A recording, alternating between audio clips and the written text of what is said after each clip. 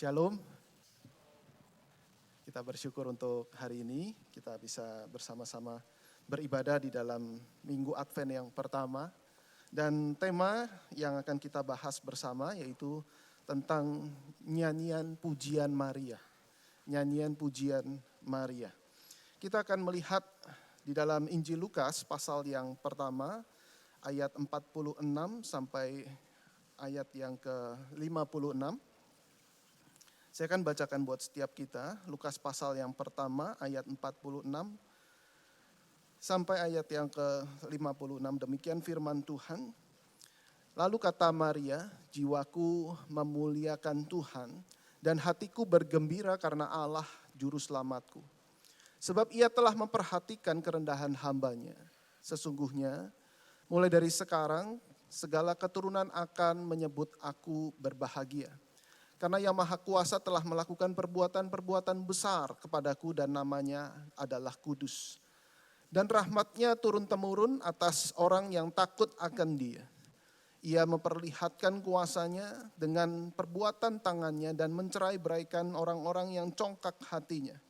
Ia menurunkan orang-orang yang berkuasa dari tahtanya dan meninggikan orang-orang yang rendah.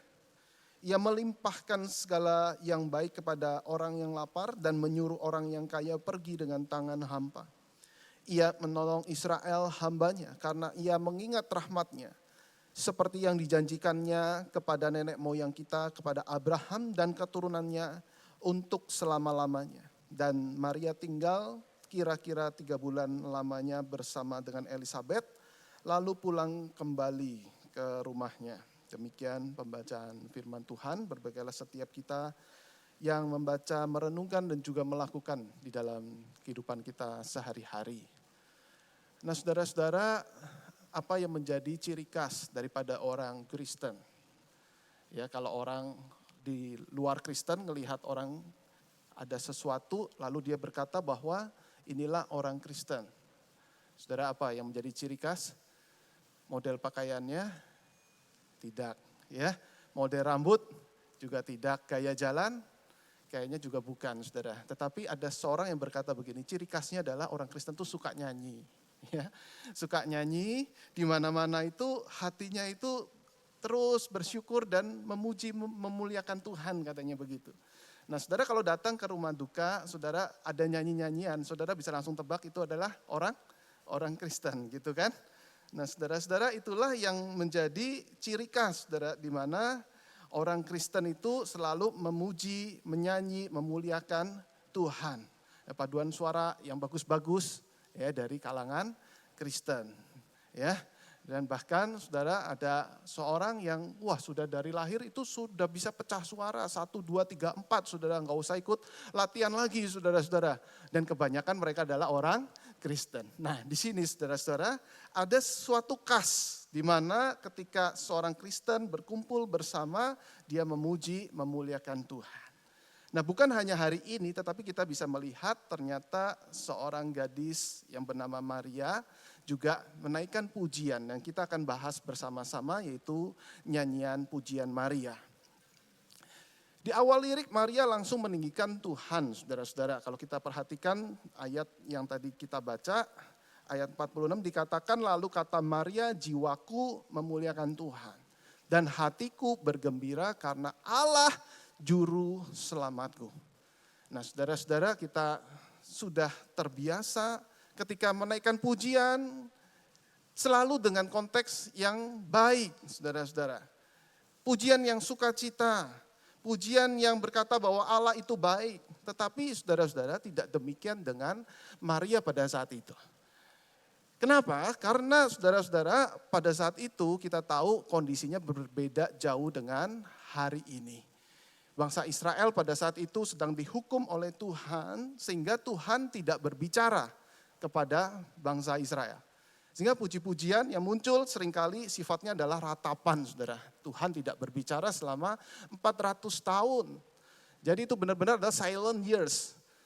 Bagaimana mungkin, saudara, ketika seorang itu berkata bahwa Tuhan baik, tetapi Tuhan sebenarnya sedang menghukum umatnya.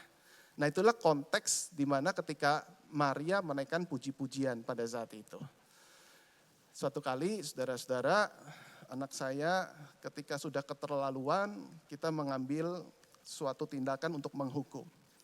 Nah, hukuman itu ada kadarnya saudara-saudara untuk kedua anak saya yang pria, yang kedua cukup nakal saudara-saudara ya.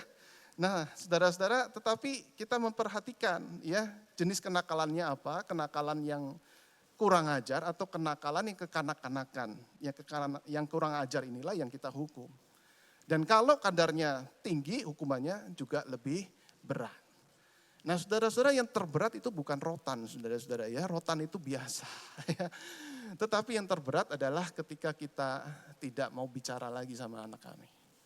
Dan di situ anak kami betul-betul nangis sejadi-jadinya, "Mami, papi aku pengen ngomong, mami, papi aku pengen ngomong," begitu ya. Dia pengen sekali, rasanya itu 5 menit itu sudah seperti berjam-jam, bahkan sudah seperti berhari-hari.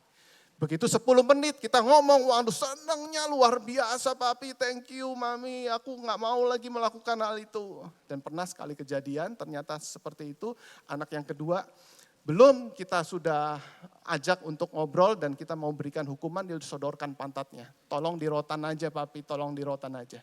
Jangan sampai papi gak ngomong lagi, kira-kira begitu saudara ya. Jadi sangat mengerikan sekali ketika Tuhan tidak mau lagi berbicara kepada umatnya.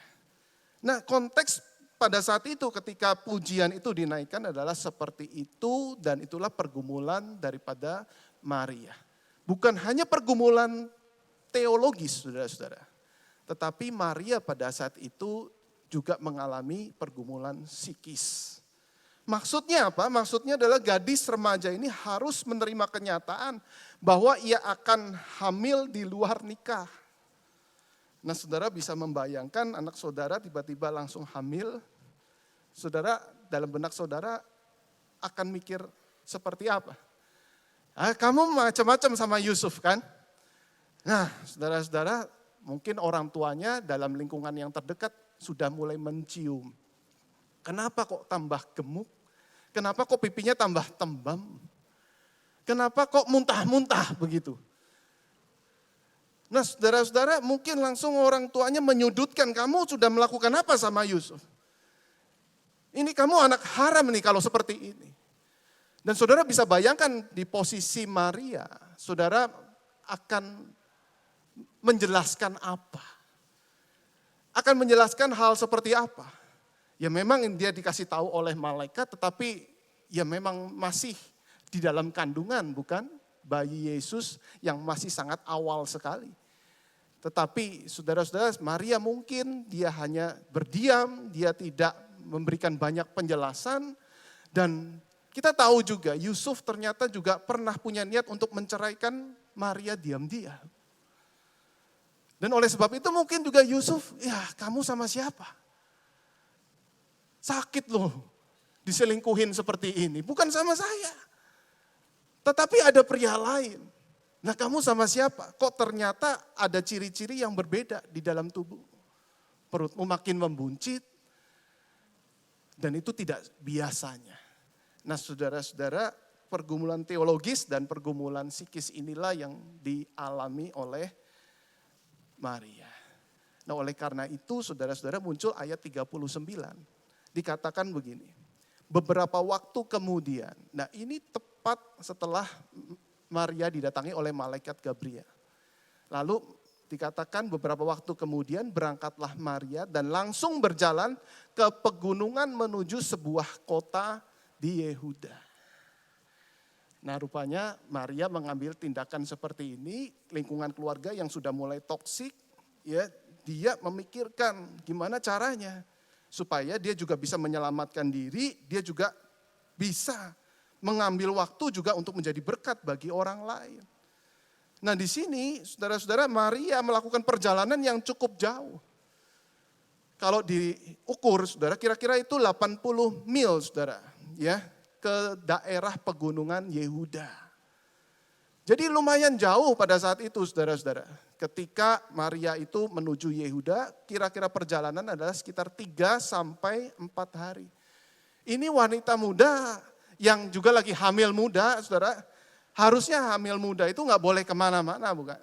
Tetapi Maria pergi, ya bahkan pergi yang sangat jauh, bukan untuk mengasingkan diri atau bersemedi. Tetapi ini healingnya Maria, saudara-saudara. Healingnya Maria. Menghindar betul dari keluarga yang toksik, tetapi juga jadi berkat bagi keluarga yang lain, yaitu Elizabeth. Maria kemudian menyanyi memuji Tuhan, dan kemudian menjadi berkat untuk Zakaria juga yang saat itu juga tengah bisu, saudara. Maria menaikkan pujian, lalu meluapkan sukacitanya. Nah, itulah konteks di mana ketika Maria menaikkan pujian yang sering kita dengar dengan Magnificat. Ya, kita akan melihat di sini kenapa ya Maria itu sangat luar biasa. Kenapa dalam kondisi yang seperti ini bukannya dia justru komplain, dia justru bergosip dengan Elizabeth. Kita tahu ada dua wanita berkumpul di dalam segala keluh kesah yang sama. Yang terjadi bisa saling bergosip satu dengan yang saling komplain. Tetapi justru Maria justru memuji dan memuliakan Tuhan. Kita lihat yang pertama saudara-saudara, di mana Maria ini sangat mengenal pribadi Allah. Dari lirik yang dinaikkan, saudara, dikatakan aku bergembira karena Allah juru selamatku di sini. Tadi dikatakan Allah juru selamatku, artinya Maria sangat mengenal persis apa yang dikatakan oleh perjanjian lama. Nah kita lihat di sini di dalam Yesaya 43 ayat yang ketiga.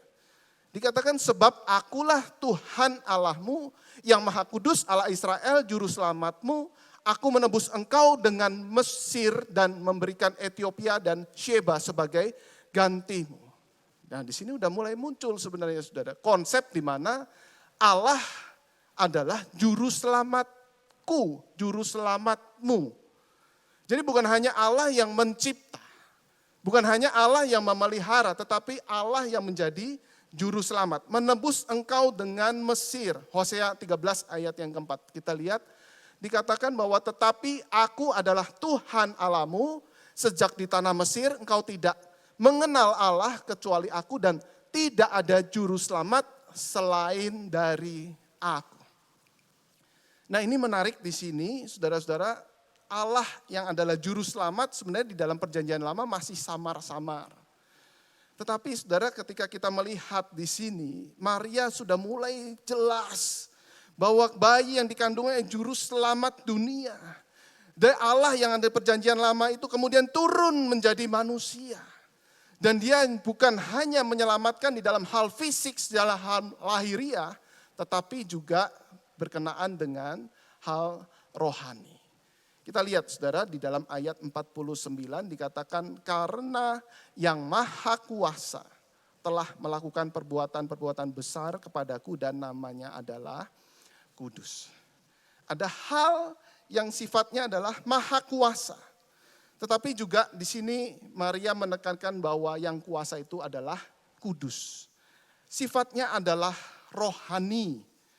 Kudus ini berarti juru selamat itu juga berkaitan dengan hal rohani. Bukan hanya secara fisik menyelamatkan bangsa Israel. Tetapi hal rohani juga ditekankan. Kita lihat Matius 1 ayat 21. Dikatakan ia akan melahirkan anak laki-laki dan engkau akan menamakan dia Yesus. Karena dialah yang akan menyelamatkan umatnya dari dosa. Jadi saudara nggak banyak orang-orang di Israel yang memahami akan hal ini. Dan mereka hanya berpandangan bahwa juru selamat itu akan menyelamatkan mereka secara fisik. Akan menjadi raja dan menyelamatkan mereka dari kepungan bangsa-bangsa lain dari penjajahan. Tetapi Maria bisa menangkap akan hal ini. Bahwa juru selamat itu juga berkaitan dengan hal rohani yaitu membebaskan mereka dari dosa. Namun di sisi yang lain saudara-saudara kalau kita memperhatikan ayat-ayat selanjutnya. Bukan hanya hal dosa tetapi juga secara lahiriah. Kita lihat saudara ayat 51, 52, 54. Yang maha kuasa itu apa yang dilakukan oleh juru selamat yang luar biasa itu. Ia memperlihatkan kuasanya dengan perbuatan tangannya. Dan mencerai beraikan orang-orang yang congkak hatinya. Ia juga menurunkan orang-orang yang berkuasa dari tahtanya dan meninggikan orang-orang yang rendah. Ia menolong Israel hambanya karena ia mengingat rahmatnya. Nah saudara-saudara bisa bayangkan pada saat itu siapa yang berkuasa? Herodes. Saudara bisa bayangkan ketika dengar nama Raja Herodes, kejamnya seperti apa? Saudara kalau kita sebut nama Hitler gitu misalnya. Saudara kejamnya seperti apa? Kita langsung teringat peristiwa-peristiwa yang sangat menyeramkan. Dan Maria ada di dalam posisi di bawah kekuasaan daripada Herodes. Jadi saudara kita bisa melihat di sini bagaimana Maria betul-betul punya keyakinan bahwa suatu saat Sang Juru Selamat itu dialah yang akan mencerai-beraikan. Dialah yang akan menjatuhkan orang-orang yang berkuasa. Dialah yang punya kekuatan untuk menjatuhkan Herodes. Jadi di dalam kondisi bangsa yang sangat pelik, Maria punya keyakinan bahwa Sang Juru Selamat itu akan berbuat sesuatu. Hari ini kalau kita lihat bangsa kita menjelang pemilu, saudara-saudara, untuk prediksi ke depan, saudara mulai ada kekhawatiran, kira-kira nanti siapa yang akan maju, lalu kemudian kalau orang yang maju itu kemudian betul-betul pemegang kekuasaan yang tertinggi menjadi presiden. Ya kira-kira saudara akan yakin bahwa Tuhan akan pegang kendali atas bangsa kita? Atau kita mulai luntur? Di mana Tuhan atas bangsaku? Tetapi Maria, saudara-saudara, meskipun pemimpinnya adalah orang yang bengis dan kejam, dia pernah memerintahkan membunuh bayi laki-laki sampai bayi Yesus kemudian diungsikan. Dia punya keyakinan bahwa Sang Juru Selamat itu akan menjatuhkannya. Dia percaya bahwa Allah tetap pegang kendali, Allah tetap berdaulat. Nah di sini saudara, Maria punya pengenalan yang luar biasa kepada Allah. Nah tetapi pengenalan terhadap Allah yang luar biasa, saudara perlu ada syarat yang kedua. Tidak semua orang saudara punya pengenalan yang luar biasa. Dan kemudian dia punya hati yang rendah seperti Maria. Jadi yang kedua adalah Maria memiliki kerendahan hati yang dimana ketika pengenalan Allah yang luar biasa itu betul-betul ditampung oleh hati yang sudah siap seperti wadah yang menampung air yang begitu banyak, menampung kasih yang begitu banyak. Itu sebabnya Allah kita sama-sama luar biasa. Tetapi tidak semua orang bisa menangkap Allah yang luar biasa itu menjadi pengenalannya. Ada yang berkata bahwa Allahnya biasa-biasa. Ada yang terus-menerus di dalam kekhawatiran hidup yang berkata bahwa Tuhan tidak memegang kendali dalam hidup kita. Artinya Allah biasa-biasa dalam hidupnya, bukan? Tetapi di sini Maria, dia yakin Allah luar biasa. Allah besar. Allah bertindak dengan ajaib. Dia melakukan perbuatan yang besar kepadaku. Kenapa? Karena Maria punya kerendahan hati. Nah saudara-saudara, Maria gadis remaja yang status sosialnya rendah pada saat itu. Dan kita tahu bait suci itu dipisahkan. Jadi tidak seperti di gereja. Orang pria dan wanita satu gender ini semua sama-sama di bangku yang sama. Tetapi di bait suci pada saat itu, saudara-saudara, itu dipisahkan antara pria dan wanita. Yang pria mendapatkan tempat yang kelas 1. Ya. Kemudian di luarnya itu baru wanita. Ya, di luarnya lagi baru Gentile, orang kafir. Nah di sini kita melihat bagaimana juga ketika nama-nama wanita disebut di dalam perjanjian lama maupun perjanjian baru, saudara-saudara, lebih unggul atau lebih banyak daripada nama pria lebih banyak daripada nama wanita. dan hanya disebutkan misalnya dan wanita-wanita yang lain. Nah itu sebabnya saudara-saudara, ketika Maria dipakai dan Tuhan nyatakan pekerjaan besar kepada Maria, Maria berkata, wow luar biasa ada pekerjaan besar yang dinyatakan kepadaku yang rendah ini. Dan Maria berkata bahwa sesungguhnya aku adalah hamba Tuhan. Jadilah menurut perkataanmu itu. Di sini Maria tidak berbesar hati, tidak kegeeran. Wow luar biasa ternyata saya ini mendapatkan hak istimewa untuk bisa nanti akan melahirkan dan membesarkan sang bayi juru selamat ini. Tetapi Maria hanya berkata sesungguhnya aku ini adalah hamba Tuhan. Seorang penulis buku berkata bahwa syarat seorang menerima Kristus adalah kerendahan hati. Banyak orang merasa nggak perlu terima Kristus. Saudara pernah mencoba untuk memberitakan tentang kasih Kristus? Apa hasilnya? Ada yang terima, ada yang tidak terima. Nah saudara-saudara kalau mau terima Kristus, syaratnya memang betul anugerah Tuhan. Tetapi anugerah Tuhan ini selalu disertai dengan kerendahan hati untuk bisa menerima. Memang tidak gampang saudara-saudara. Dan apalagi banyak orang Yahudi pada saat itu yang merasa diri saleh, tidak mau percaya kepada Kristus, bukan? Tetapi kita melihat Maria.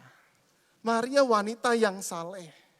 Tetapi Maria perlu juru selamat. Maria seorang Yahudi yang saleh, tetapi dia perlu untuk menerima juru selamat. Dan seorang penulis buku yang menulis yang paling menarik di bagian ini adalah bagian tentang juru selamatku. Allah juru selamatku. Artinya Maria itu sedang mengandung bayi yang adalah juru selamat.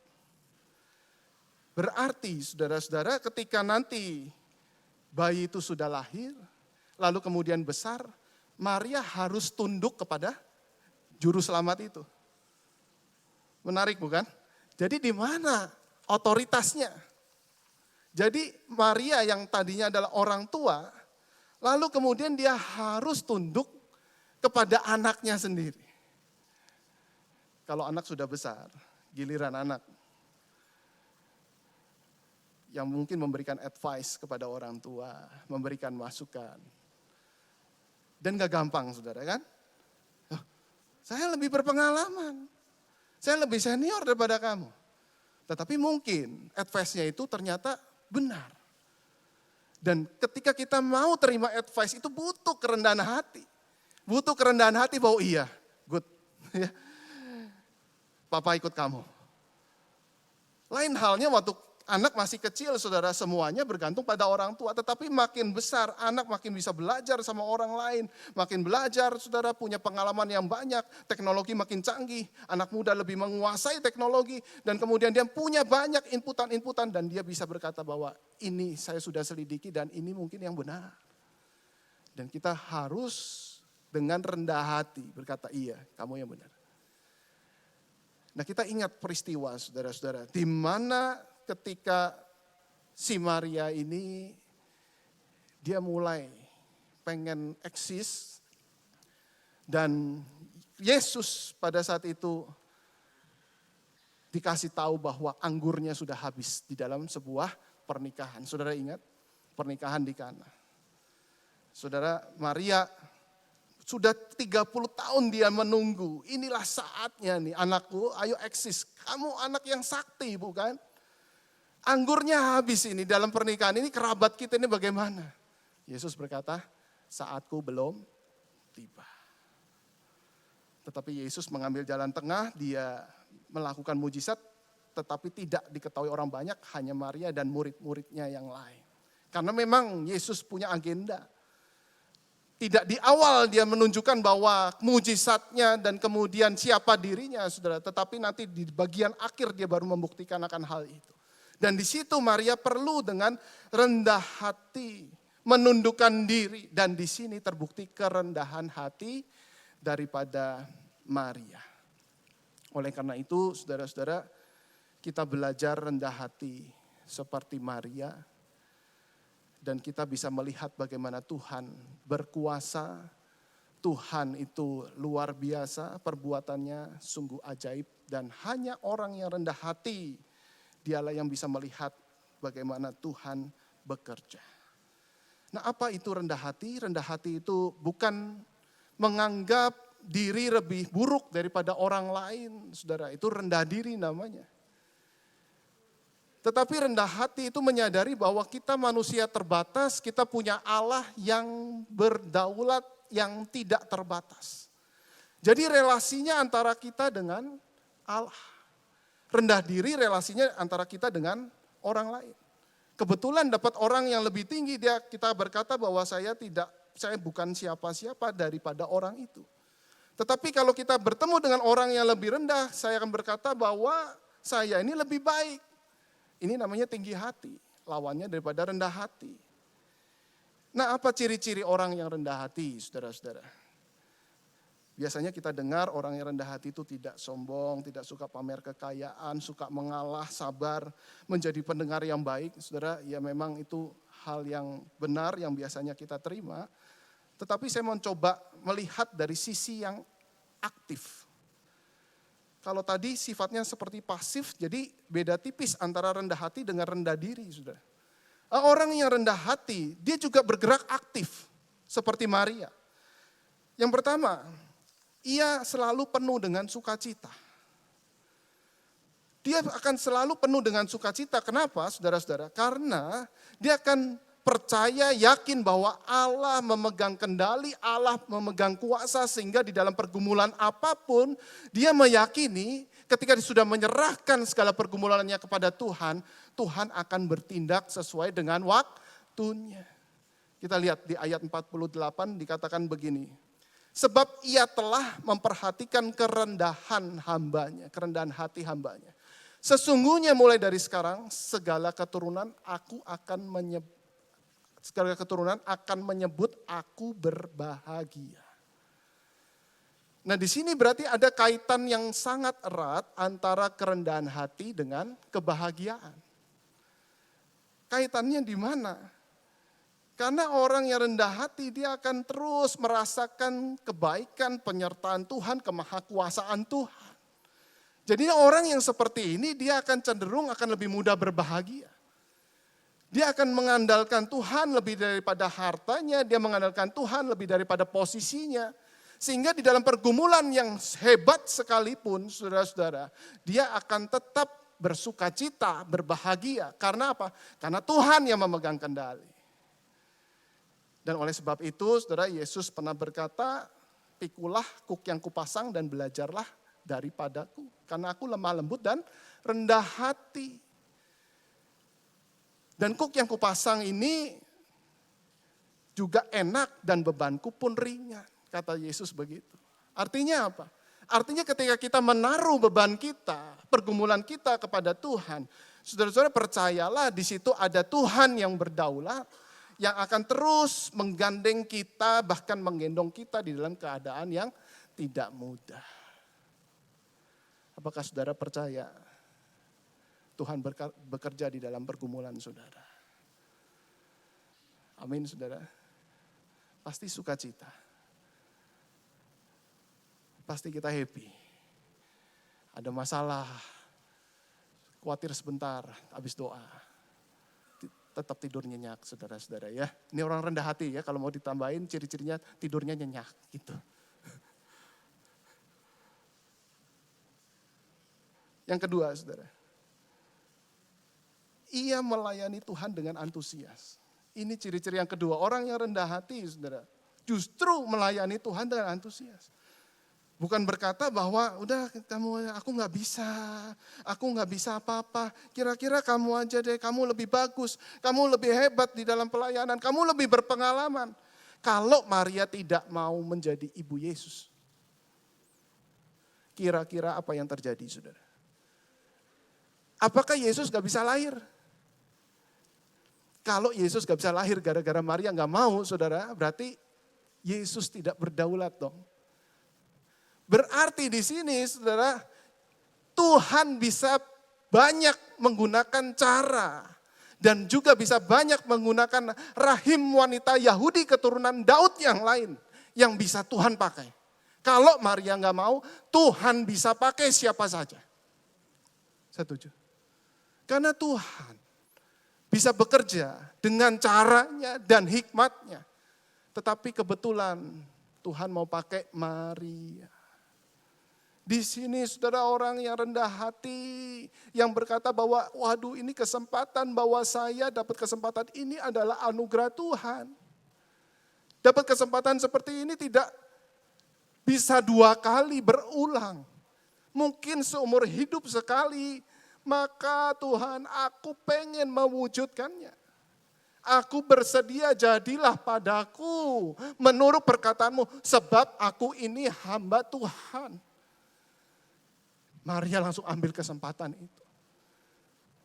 Dia tahu ini anugerah. Anugerah diberikan kepada orang yang tidak layak. Dan orang yang merasa orang diri tidak layak adalah orang yang rendah hati. Bahwa ada kesempatan, maukah kamu melayani? Maria berkata mau. Dan bahkan saudara-saudara, kalau kita ngelihat di ayat 51, 52, 53, 54 di dalam bahasa Inggris. Ini menggunakan kata telah. Ya, he has shown strength, he has brought down, he has filled the hungry, he has helped the servant Israel. Saudara, ini menggunakan kata telah yang berarti ini sepertinya sudah. Nah, saya penasaran ya. Dan seorang penafsir berkata bahwa kenapa pakai kata telah di sini seolah-olah ini Maria ini antusias sekali. Yesusnya masih di perut, tetapi seolah-olah dia sudah menganggap ini yang sudah dilakukan. Ini yang akan dilakukan tetapi pasti akan terjadi.